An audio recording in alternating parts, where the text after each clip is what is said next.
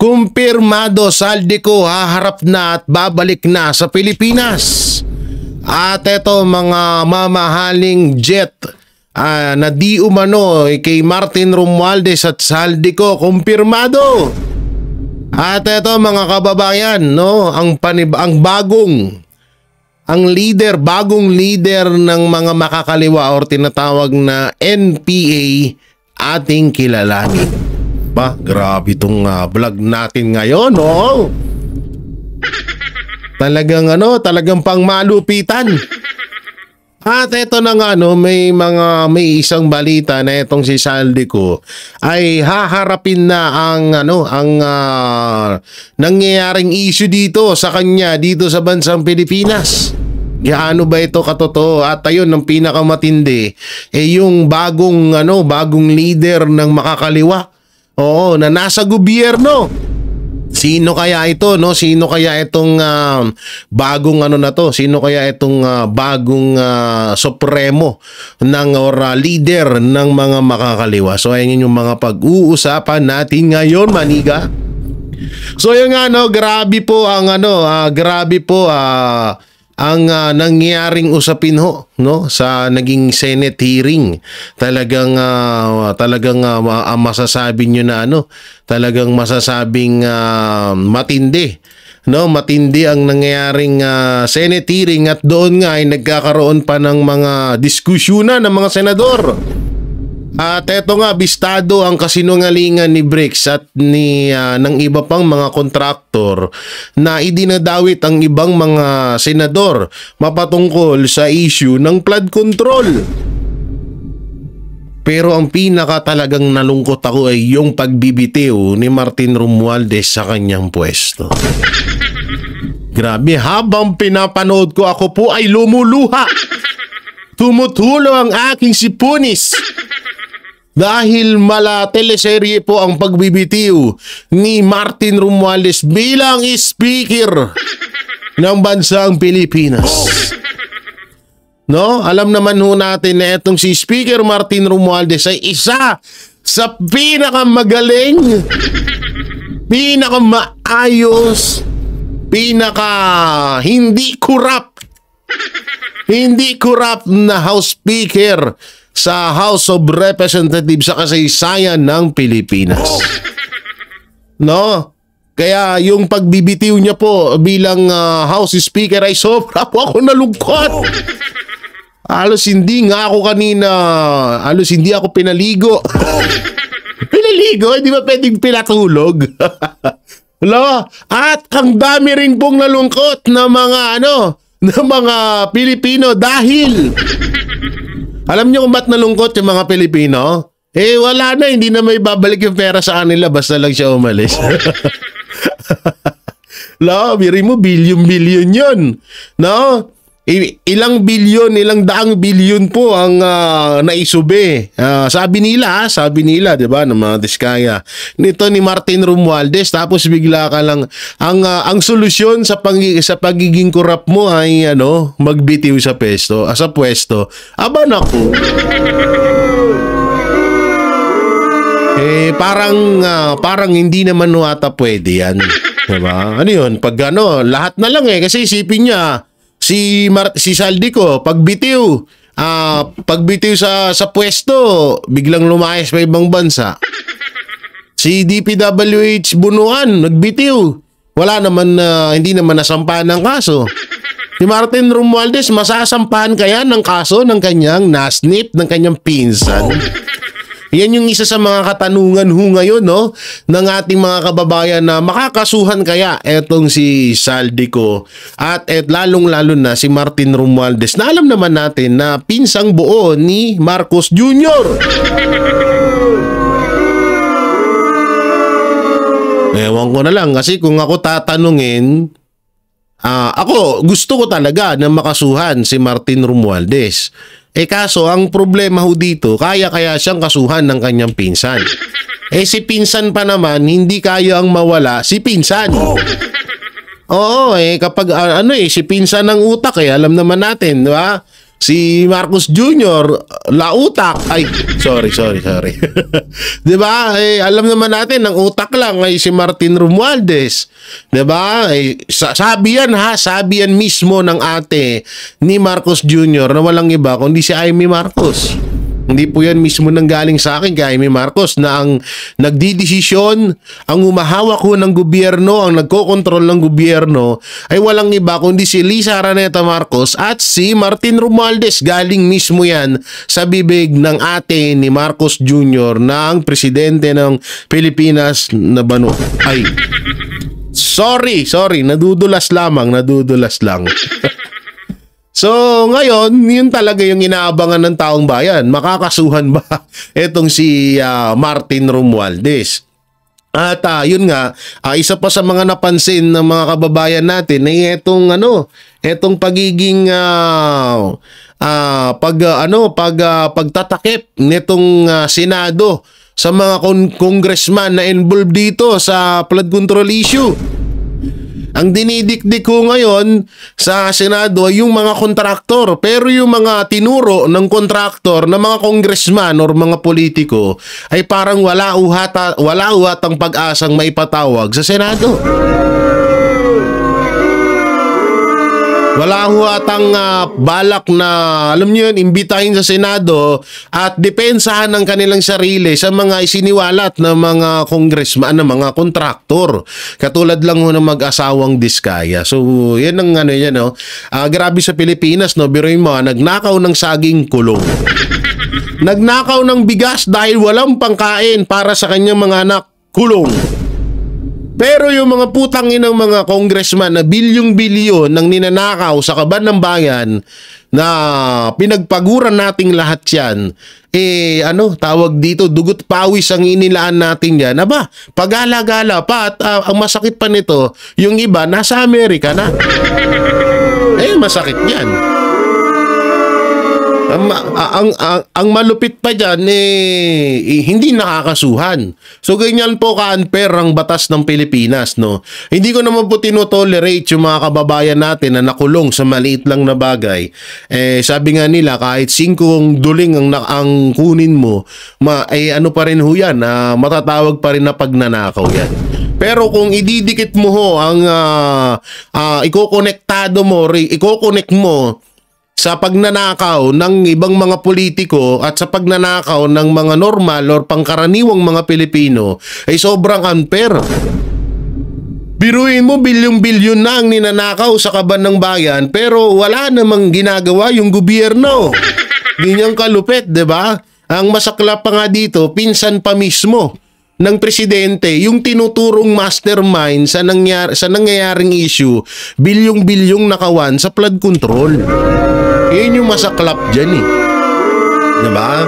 Yun yung masaklap dyan. Biruin mo pinsan mo, hindi mo masasabi mo walang sasantuin kasi ganito, hanggang sa ngayon may binubuo na parang mag-iimbestiga. Alam nyo dun sa binubuo na paano ba tawag? Grupo? Kasama nga doon si Mayor Magalong. Alam nyo, kahit anong imbestigaho ni Mayor Magalong, kahit anong makuwang ebidensya ni Mayor Magalong, kung hindi naman din po yan i-accept at kung hindi naman din po yan na-actionan ng gobyerno, wala pa rin yan sa isay. Hindi ko po binabanatan si Mayor Magalong. Ang akin lamang sayang or parang magiging puppet lang kasi yung mangyayaring investigasyon dito sa flood control dahil una-una yung mga hindi ko naman sa nila lahat. Kay Mayor Magalong wala akong masabi diyan. Talagang may tiwala ako diyan. At talagang alam natin na 101% na talagang anti-corruption 'yan. Pero yung ibang mga kasamahan mo dito at yung gagawing suporta ng Administrasyong Marcos sa kanilang grupo, doon tayo medyo kabahan. Medyo tawag dito, medyo magdalawang isip. Kasi nga baka mangyari isa lang malaking palabas ito lahat. Ang masama diyan. At ayun na nga hindi na nga nagpapatumpik-tumpik yung mga kababayan natin ngayon at magkakaroon na nga ng tinatawag na rally sa darating na 21. Ang masaklap ho dito, halo-halo ho ang mga pupunta.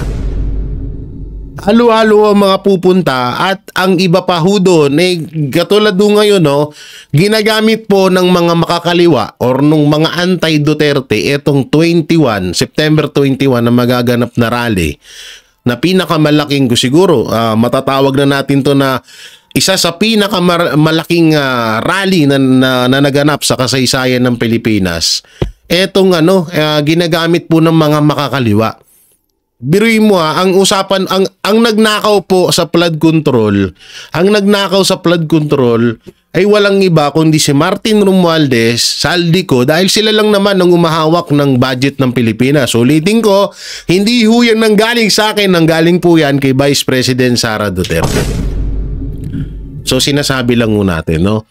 So ngayon, bakit ginagamit ng makakaliwa laban, etong rally na to, laban kay VP Sara Duterte? Kaya yung mga pupunta ho sa September 21, medyo magmatsyag po kayo. Kasi kalat po dyan yung mga makakaliwa, yung mga anti-Duterte. Biruin mo, Saldico, Martin Romualdez, ang tinuturong nagnakaw, di umano, ng budget para sa flood control at iba pang mga budget para sa mga proyekto sa Pilipinas. Tapos, ang isisigaw ninyo, tawag dito, VP Sara resign. Di ba nakakabobo lang? Saan nga nakakita ng ganun? Di ba?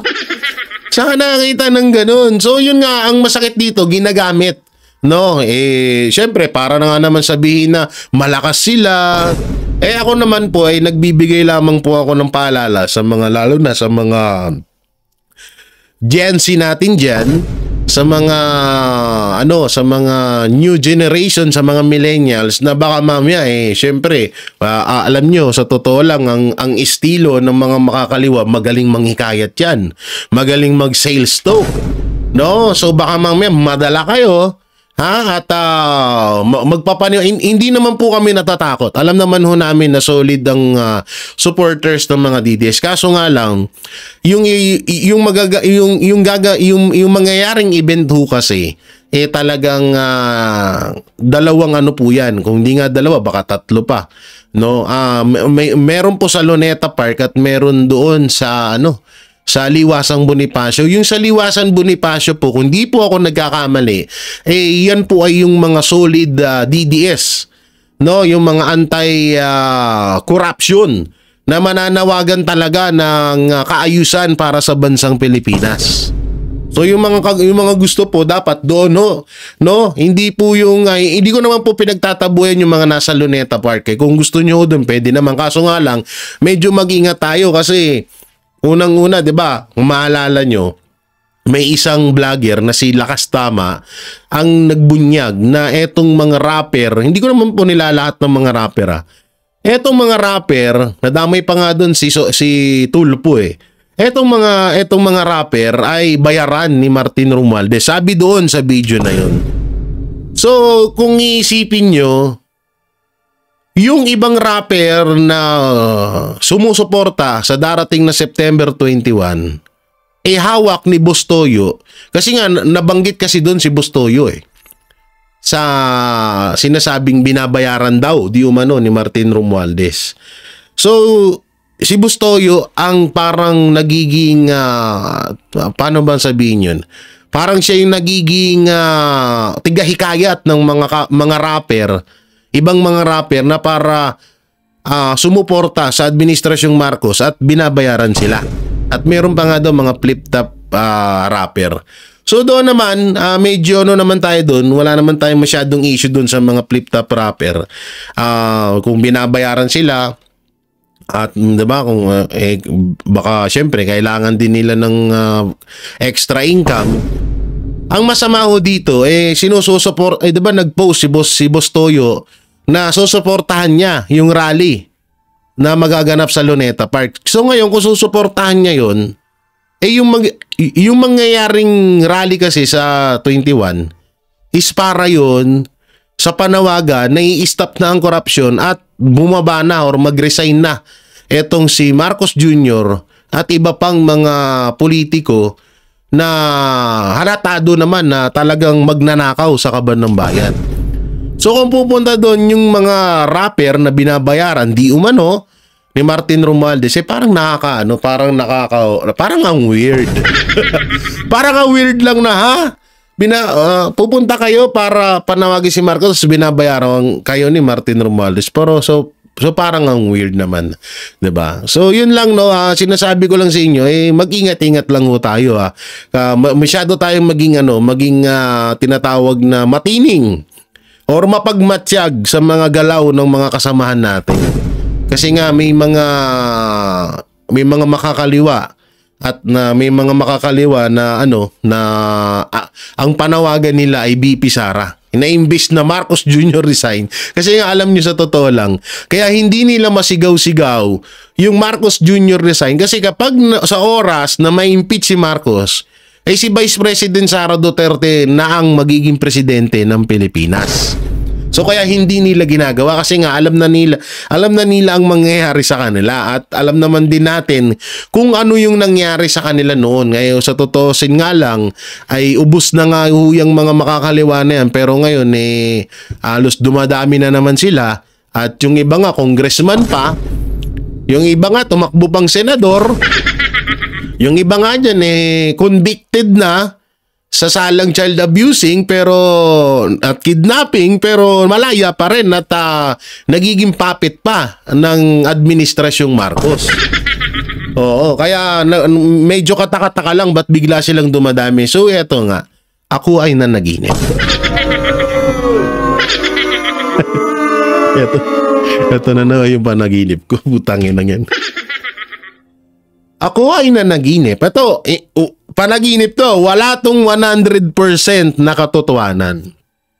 Panaginip nga May isang congressman. Hindi ko papangalanan kung sinong congressman at hindi ko rin tutumbukin kung saan siya nakadistino or saan distrito siya distino, kasundalo. No? Siya ay isang lalaki. Congressman nga, lalaki syempre. Congresswoman, di ba ba yun? Tanga ka ba? No? So isang congressman. Etong congressman na pala to, sobrang makapangyarihan sa gobyerno. Sa gobyerno natin ngayon. Sobrang powerful.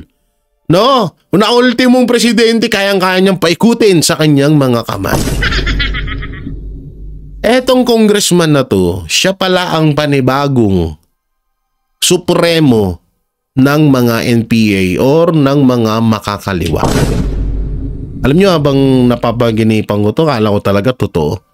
No? Kaya pala magtataka tayo na bakit biglang naging solid, bakit biglang nagkaroon ng lakas etong mga makakaliwa na to diyan sa gobyerno. Yun pala, siya na pala ang bagong supremo or siya na yung bagong leader. Kasi una-una wala na si Joma Sison Diba? Kung sino pa ba yung magiging leader?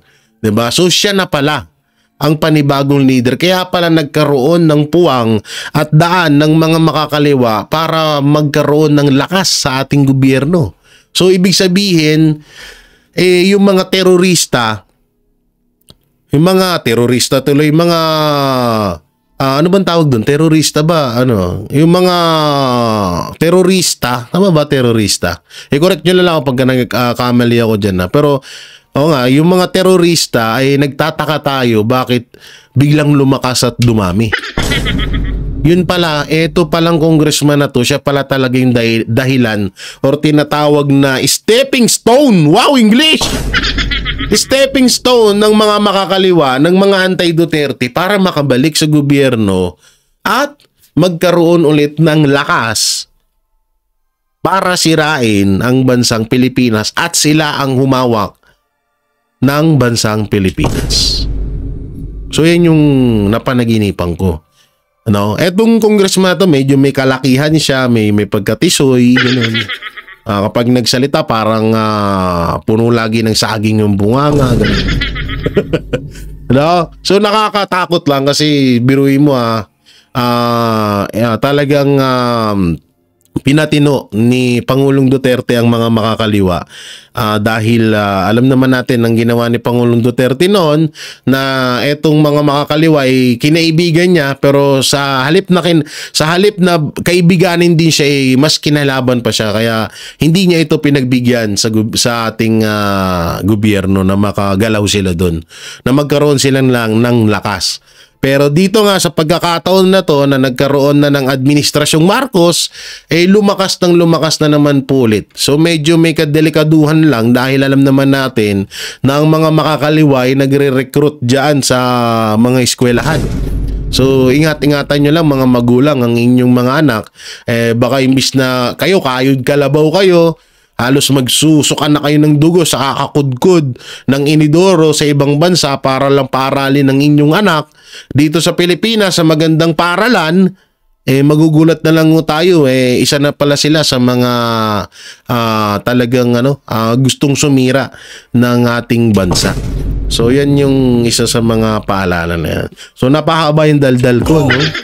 Oo, hindi na tayo So dito muna tayo. Katulad na lang nitong binitawang salita ni Vice President Sara Duterte na paulit-ulit na ho namin din itong sinasabi sa inyo na itong tawag dito, itong sinasabi ni BP Sara na mga magnanakaw, mga kawatan sa ating gobyerno ay hindi natin ho siya noon pinaniwalaan. So ito, panoorin po natin. So yung pagpapalit nila ng speaker dyan ay para lang yan masabi ng mga tao na meron silang ginawa sa House of Representatives sa reklamo at sa galit ng mga tao. Pero ang totoo niyan ay sila lang din yan. Grupo lang din yan ni Martin Romualdez, Sandro Marcos, and of course, syempre, papunta na rin yan kay BBM. Ngayon, BP, pinalitan na si House Speaker Romualdez ni new House Speaker Faustino D. May mensahe ka ba sa kanya or advice sa kanya para hindi na mahuli itong mga nangyayari ngayon? Wala akong mensahe kay Congressman D. Meron lang akong i-share, gusto na ibahagi, no, sa mga kababayan natin. I'm sure he is a good person. I've met him several times sa aking mga events at sa aking trabaho, si Congressman D. Si Congressman D ay congressman ng Isabela Province. Ano bang tawag dyan? Hindi ko kasi masabing warlord siya eh. May hawak na ang probinsya ng Isabela ay si Governor, kalimut ko siyang pangalan. Albano, si Rodito. Ang may hawak ng province of Isabela is si Governor Rodito Albano. Si Rodito at si Tony Pet Albano, yung congressman ng Isabela dati, hindi ko alam kung hanggang ngayon, nasa circle yan ni Speaker Martin Romualdez. Isang grupo yan sila. Paano ko nasabi? Dahil alam ko na matalik na magkaibigan si Tony Pet Albano at si Martin Romualdez. Nakasama ko sila noong hindi ko na rin maalala kung anong taon yon, pero sa kasal ng anak ng isang senador, nakasama ko sila at doon ko nalaman na matalik sila na magkaibigan. Sa kampanya, sa pagkatapos ng kampanya, nung nanalo na at nagtrabaho na, nakita ko na kasama na rin nila sa grupo nila si Governor Rodito Albano. Si Congressman D, kung mapapansin nyo, lagi lang yan nakadikit kay Congressman Rodito Albano. So yung pagpapalit nila ng speaker dyan ay para lang yan masabi ng mga tao na meron silang ginawa sa House of Representatives sa reklamo at sa galit ng mga tao. Pero ang totoo niyan ay sila lang din yan. Grupo lang din yan ni Martin Romualdez, ni Sandro Marcos, and of course, syempre, papunta na rin yan kay BBM. So sila lang din yon, sila lang din yan, at sila lang din nag-usap kung ano ang gagawin nila, at sila lang din ang nagplano kung anong gagawin nila sa 2026 budget, because this is all about, number one, the presidential elections of 2028 and the budget of 2026. Nako. Kasi inubos naman na nila yung 2025, di ba? So 2026 na pinag-uusapan dito. So hindi nga tayo talaga nagkamali. Mga banateros, hindi tayo nagkamali sa hinala natin. Na unang-una, doon tayo mapunta sa hinala rin natin na sila nga rin din talaga, kahit napalitan si Saldico, kung ang papalit ay kontrolado pa rin ni Marcos, ng mga Marcos, useless pa rin, di ba? So, ilang beses na natin sinabi yan sa vlog natin na wala talagang kwenta yan. Walang mangyayaring matino dyan. So, parang iba lang yung nag-front, pero ang kumukontrol, ang nagdidesisyon ay si Martin Romualdez at si Marcos Jr. pa rin. So, wala pa rin pagbabago. Pangalawa, eto nga, yung sa 2026 national budget. Sabi nga ni Vice President Sara Duterte, inubos na nila yung yung 25 national budget, 'di ba? 2025 national budget. So wala na nga, yun na nga yung pinag-aawayan, yun na nga yung kinakagalit ng mga Pilipino nga ho ngayon. So ang nangyayari pala, parang inilihis lang ang mga Pilipino, ang atensyon ng mga Pilipino sa 2025 national budget na ubos na para kainin na naman nila yung budget sa 2026. Nga yung sinasabi ko sa inyo na baka mamaya diversional tactic itong flood control issue na to, na kunwari ina-actionan na hanggang ngayon wala naman nakakasuhan, na obvious naman na si Speaker Martin Romualdez, Saldico, na ang may hawak ng sabi ni Vice President Sara Duterte, ang may hawak ng budget ng Pilipinas, at sila din ang tinuturo ng mga kontraktor, lalo na ng mag-asawang Diskaya, na malaki talaga ang kinamkam or malaki ang binulsa sa budget ng flood control. Daan-daang bilyon. 'Di ba? So, bakit hindi pa rin kayang kasuhan ng administrasyon? Kasi nga, ito ay isang palabas lamang, isang diversional tactic, na doon tayo mag-focus sa 2025 budget. Pero yung 2026 national budget ay unti-unti na nilang kinakamada sa kanilang mga bulsa. Yun yung masakit dyan. Diba? So sinabi ko na to sa ibang vlog ko na baka sabi ko so eto na nga. Mismong si Vice President Sara Duterte na mismo nagsabi. Diba? So talagang medyo nakakabahala ho. No, medyo nakakabahala, hindi medyo, talagang nakakabahala dahil may panibagong nakawan na naman na mangyayari. Focus tayo ng focus sa 2025 national budget na alam naman na natin na hindi may babalik sa atin, hindi na natin makukuha pa. Asan na ba si Saldico? Nasa US na. Si Martin Romualdez umalis na sa pagiging speaker. Ang tanong, baka sumunod na nga yan si Martin Romualdez sa Amerika. So mas lalo wala tayong habulin. At yung iba pang mga congressman na involved dito sa flood control at yung mga kontraktor, 'di ba? So wala na tayong habulin sa 2025 national budget na ubos na nila. So ngayon doon tayo nakapokus. Sa samantalang etong may bago, paalala lang po 6 trillion. 6 trillion pesos po. Trillion, hindi siya million, hindi siya billion, kundi trillion. 6 trillion pesos po ang panibagong budget to sa 2026 national budget. So, dapat nga dito tayo din nakabantay rin. Kasi baka mamaya, hindi natin alam, focus tayo sa 2025 national budget, pinaglalaban natin yung corruption, pero kinakana naman pala yung 2026 national budget. Aba nako, mahirap yan. O kagaya na lang nun ito, itong ipapanood ko sa inyo. Oo, eto umano'y luxury jets at chopper ni na Martin Romualdez at ni Saldico lumutang na. Eto, panoorin mo natin. Sa gitna ng corruption probe sa gobyerno, lumutang na rin ang umano'y lavish lifestyle ni na House Speaker Martin Romualdez Sarap at buhay. Congressman Contractor Zaldico. Ayon sa source ng bilyonaryo, bumili si Romualdez ng 2 Gulfstream private jets mula kay ultra-bilyonaryo Lucio Tan. Ang isa raw ay pre-owned G150 na nagkakahalaga ng up to $8 million. Ang isang G550 na posibleng umabot sa $35 million o 2.6 billion pesos. Nakapark daw ang aircraft sa hangar ni Tan at nakuha na raw nito ang atensyon ng Malacanang. Si Zaldico naman na nasa Amerika, pinupull out na umano ang kanyang sariling fleet ng luxury jets at choppers sa Pilipinas. Ayon sa mga dokumentong nakalap ng bilyonaryo, pinapa-register na ng kanyang Mercedes Aviation ang fleet nito. Partikular ang umano'y Gulfstream G350 na may halagang $36 million.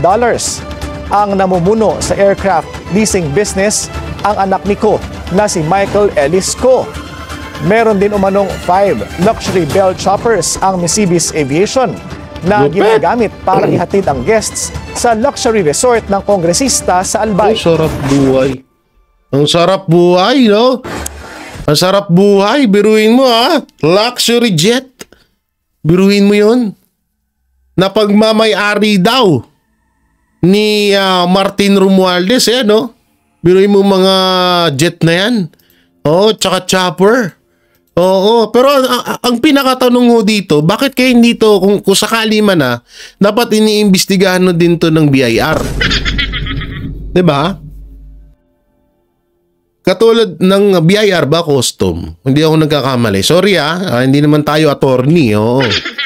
Custom ba or BIR? Katulad nung sa mga diskaya, 'di ba? Inipit, kaso wala din pala, no? Kung halimbawa man na hahawakan ng custom or kung sino yung pwede magawa ko or yung BIR, tawag dito, wala din palang mangyayari. Halimbawa, kontrolado pala, malay natin. Muntik na madalas dun. Diba? So bakit ito? Lantaran na, biruin mo.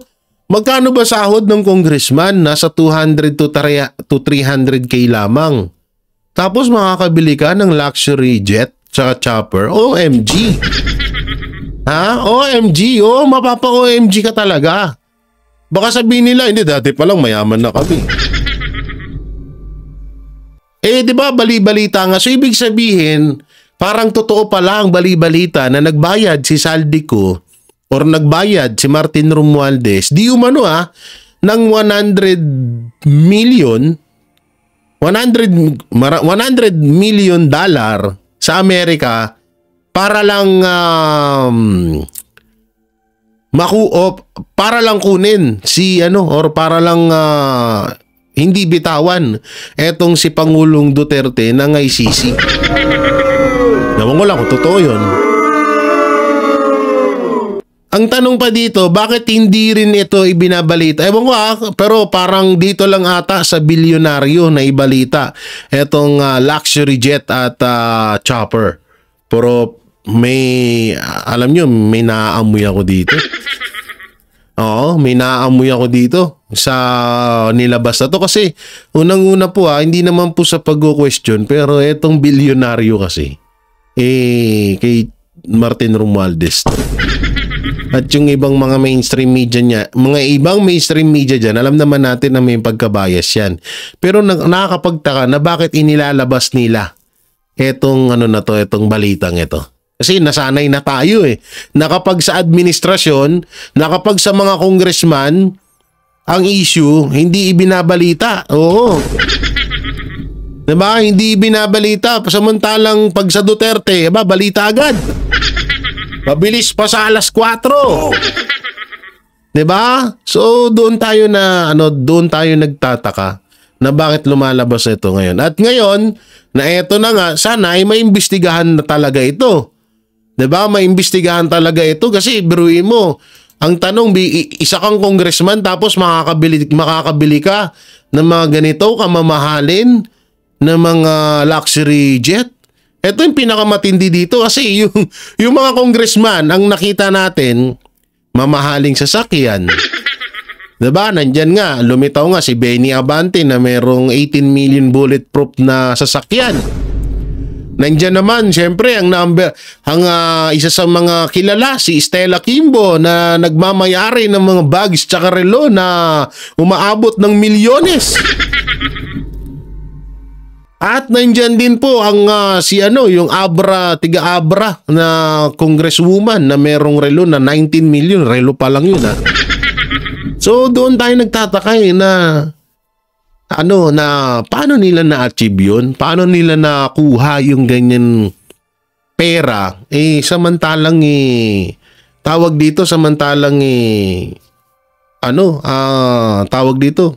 samantalang isang congressman ka lamang. Katulad lang, Stella Kimbo, to tricycle, naging customized van. Di wow! Lupit, di ba? So dyan tayo ngayon, dyan tayo nagtataka. So eto nga, pasadahan na rin natin tong balita na to na hindi pala mamaya na yan. Eto, yung sinabi ni pagpapalit ng speaker para kay representative sa gitna ng korupsyon. So panoorin mo natin tong payag niya. Hindi na ikinagulat ni Congressman Toby Tiangco ang pagbitiw ni late Representative Martin Romualdez bilang House Speaker. Pero hindi raw dapat kay Romualdez matapos ang pagbabago sa liderato ng Kamara. Inevitable para kay Navotas City Representative Toby Tiangco ang naging pagpalit kay dating Speaker Martin Romualdez. Git niya sa On Point ng Bilyonaryo News Channel, kailangang protektahan ang integridad ng Kamara sa gitna ng mga aligasyon kaugnay ng flood control scandal. Kasi ang problema is may missing link na hindi makasagot doon sa mga akusasyon, and that is Zaldico, di ba? Hindi mapaliwanag ni Zaldico yung mga dapat niyang ipaliwanag. At tapos, since siya yung Committee on Appropriations Chairman ni Speaker Romualdez noon, parang nagkaroon ng command responsibility si Speaker Romualdez noon. Kaya ganun yung nangyari. Kaya kinangailangan ng pagbabago para makita ng tao na seryoso kami na imbestigahan yung talagang punot dulo niyan. Pero bukod sa speakership, dapat din daw magkaroon ng pagbabago sa ilan pang leadership position sa Kamara. Kung papakita namin yung suporta kay Speaker Boji, I think that we have to give him the prerogative doon sa pagpili ng deputy speakers. It's not really more important than the change is the prerogative we give him para naman magawa niya yung mga kailangan niyang gawin. Isa si Tiangco sa mga naging usap-usapan na posibleng pumalit kay Romualdez. Pero anya, tumanggi siya sa alok ng ilang miyembro ng Kamara. Hindi rin daw siya tatanggap ng anumang committee chairmanship. Para pakita na itong aking krusada is about corruption. It's not about me getting a reward for it. Suwestyon naman ni Tiangco sa House Infrastructure Committee, humingi ng medical certificate ni Congressman Zaldico Yan pa isa. na kasalukuyang nasa Amerika para sa medical treatment. No nga, hindi alam nyo, sa totoo lang, tama yung sinasabi ni Toby Tiangco dito na humingi tayo ng medical certificate ni Zaldico. Kasi hindi natin alam, baka mamaya nagsasakit-sakitan lang to eh. Marami na hong gumawa sa Pilipinas niyan eh. Pag nabubuko, naka-wheelchair na. Totoo na, halimbawa man kung halimbawa man na humarap si Zaldico sa issue niya ngayon, halimbawang humarap siya baka mamaya makita natin to nakasaklay, tapos naka-wheelchair, tapos may dito sa likod tuloy sa leeg. Kagaya ni Gloria Macapagal-Arroyo, di ba? Yun yung masaklap niya.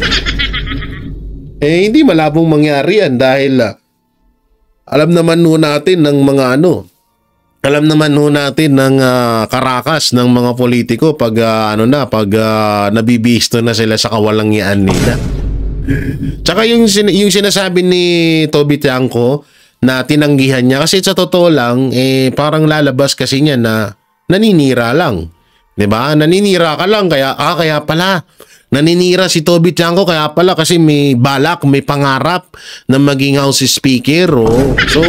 So ako goods ako doon sa sa mindset ni Congressman Tiangco na hindi talaga siya ang maging House Speaker kasi nga lalabas lang na parang naninira siya. So napakaganda nun, sinabi niya na nakapokus lang siya sa corruption. Ayaw niya ng mga posisyon na yan.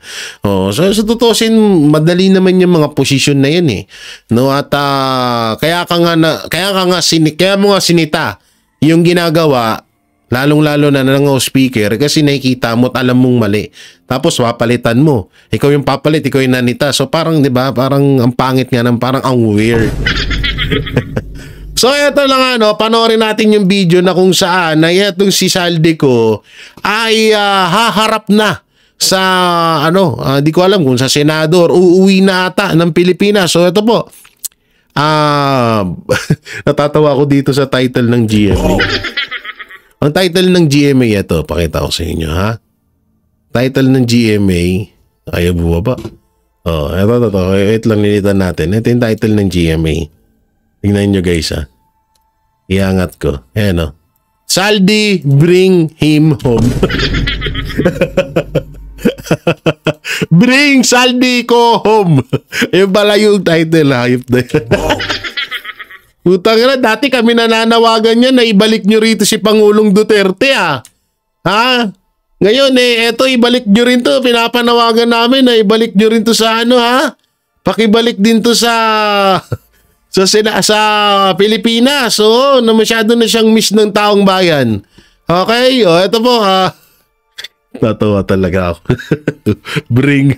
bring Saldico home. Ito po, panoorin natin. Hinamo naman ng isang kongresista ang bago nilang speaker na pauwi na sa Pilipinas. Yan. Si ako, Bicol Party List Yan ang maganda dyan. Zaldico. Yan ay para parapin siya sa mga aligasyong nagsingit ng budget para sa mga proyekto. Kung di ay itigil na niya ang investigasyon ng Kamara. Nakatutok si Tina Pangaliban Perez. Maganda yan. Mula na magbukas ang 20th Congress noong July 28, hindi pa nakikita sa sesyon o sa mga pagdinig si ako, Bicol Party List Representative Elizaldico, matapos magtungo sa Amerika para mag-medical leave. Si Ko ang dating chairperson ng House Appropriations Committee na inaakusahan ni Representative Toby Tiangco na nasa likod umano ng mahigit 13 billion pesos na insertions sa 2025 national budget. Kasunod ng pagbibitiw ni Representative Martin Romualdez bilang House Speaker, sa gitna ng flood control projects controversy, si Ko dapat daw umuwi na at magpaliwanag. Tama lang. I think he should come home and face the allegations against him. Uy! They are too severe. Uy, si Nasnip, andito si Pamangkin. Alam nyo, ako guys, alas 5 na ako ng madaling araw palagi natutulog nung umaga.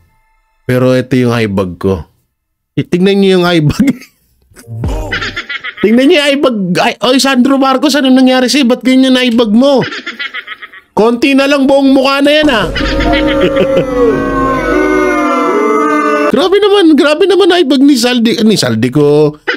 Ni Sandro Marcos, ano nangyari dito sa batang to?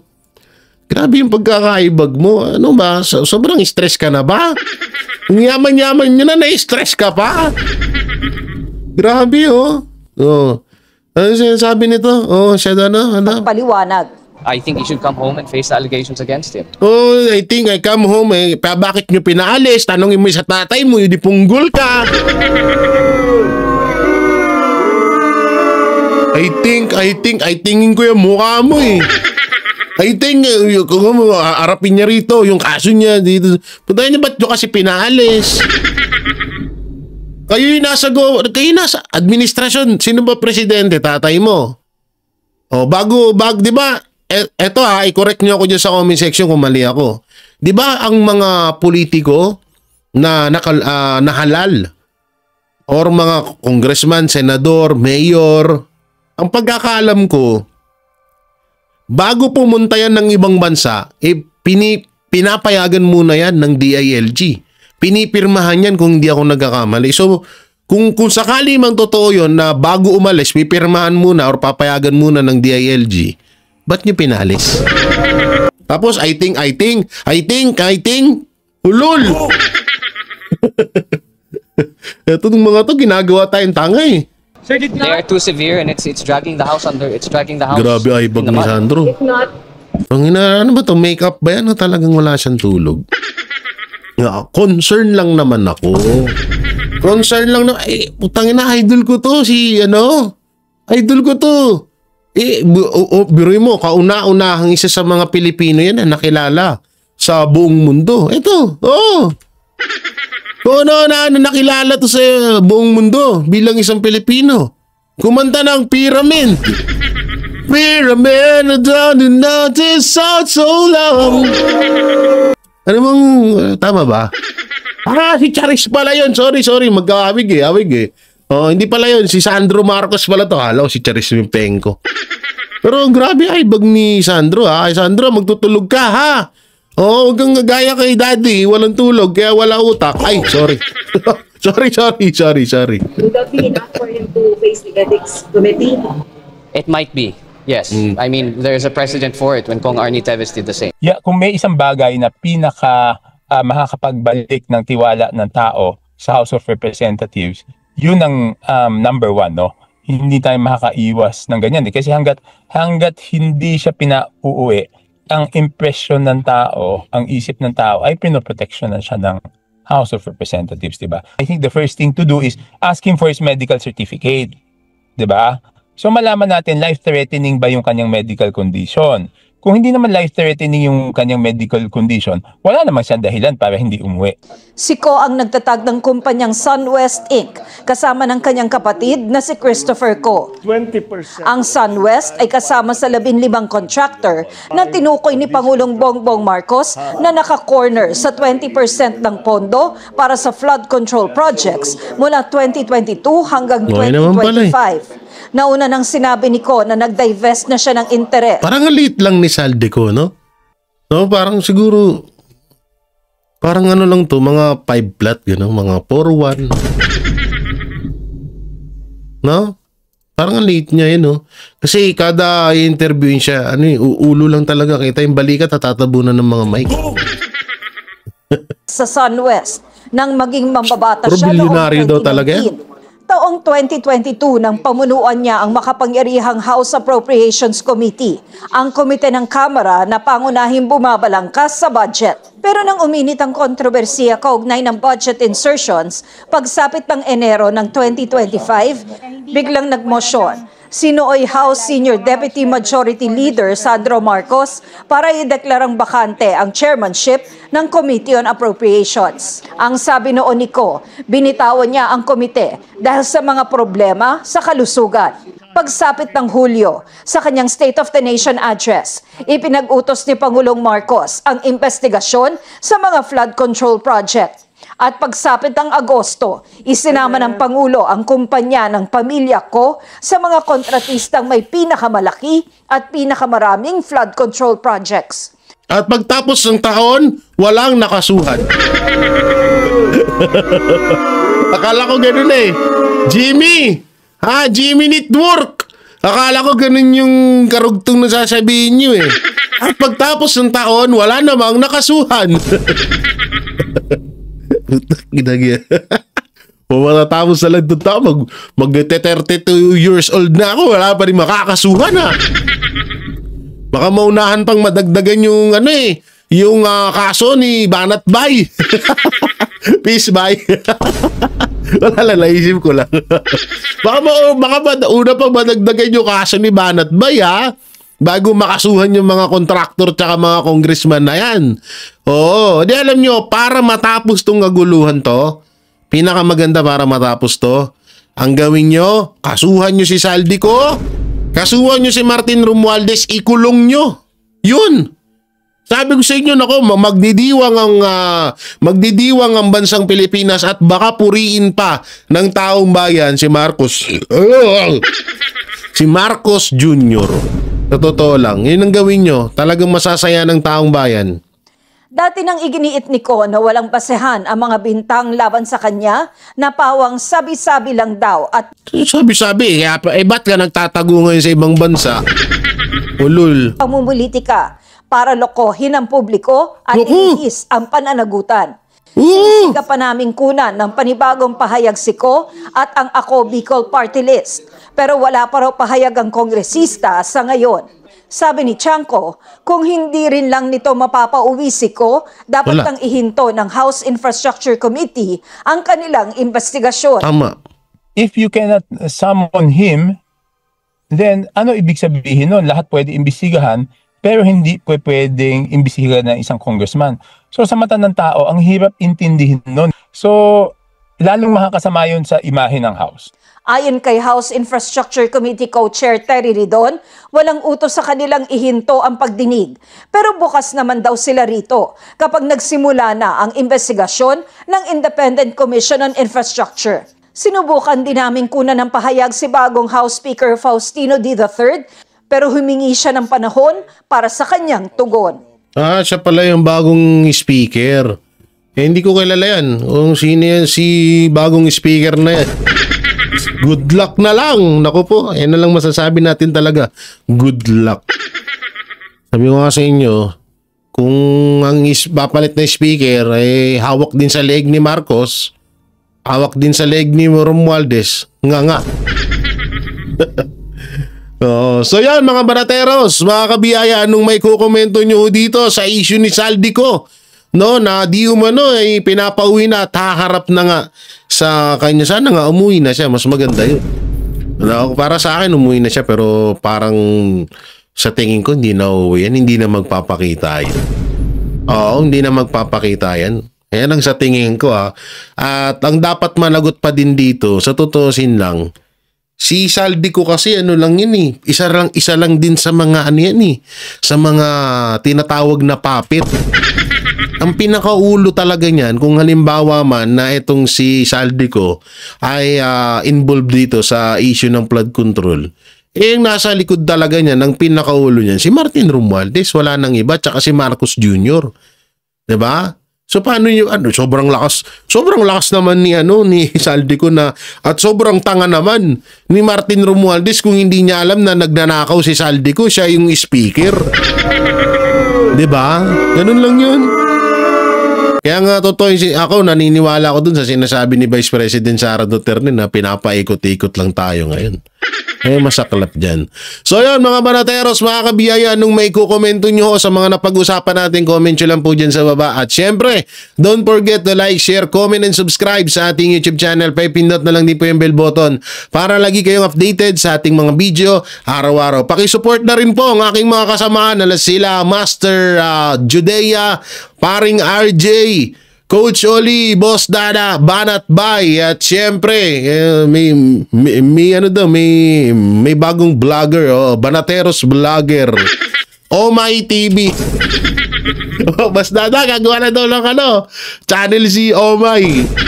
Ewan ko kung no. At syempre, maraming salamat din po sa pagsuporta nyo sa SMNI at kay Pastor Apollo Siki Buloyan. So thank you at mega love shoutout sa inyo lahat yan. Ingat po kayo palagi. God bless and peace and bye-bye. Yan ang Banateros, walang inuurungan. Pag tama palakpakan, pag mali ay babanatan. Yan ang Banateros, boses ng ordinaryong Pilipino. Banateros ay walang makakaawan, walang inuurungan. Banateros ay tinutulungan.